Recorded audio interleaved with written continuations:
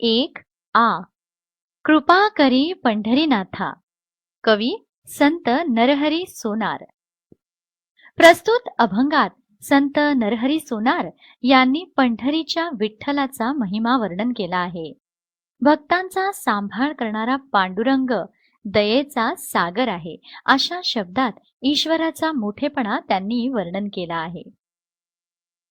कृपा करी पंढरीनाथा, दीनानाथ तू समर्था. कृपा म्हणजेच दया, ग्रेस. करी म्हणजेच करणे, टू डू. समर्था म्हणजेच सर्वशक्तिमान, ऑमनिपोटंट. संत म्हणतात, हे पंढरीनाथा, आम्हा भक्तांवर तू नेहमीच कृपा कर. गोरगरिबांची मदत करणारा, त्यांच्या अडीअडचणींच्या वेळी धावून जाणारा तू दीनानाथ आहेस. तूच सर्व शक्तिमान आहेस. अपराध करी क्षमा, तुझा न कळे महिमा. अपराध म्हणजेच गुन्हा, मिस्टेक.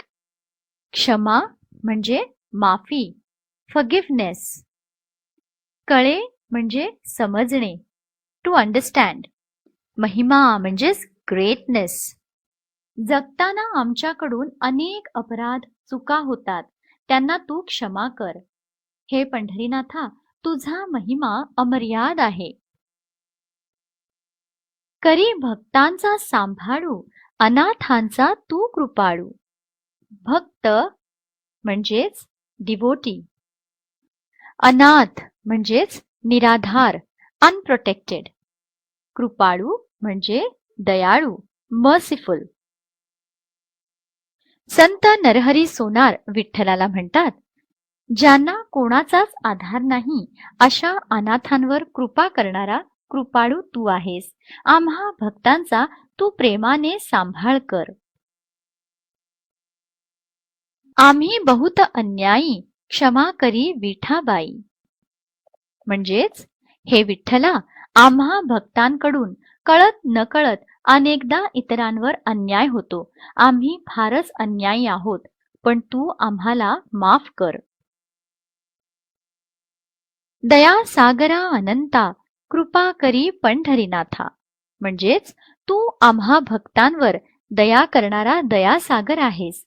ज्याचा कधी अंत लागणार नाही, असा तू अनंत आहेस. तू आम्हावर कृपा कर.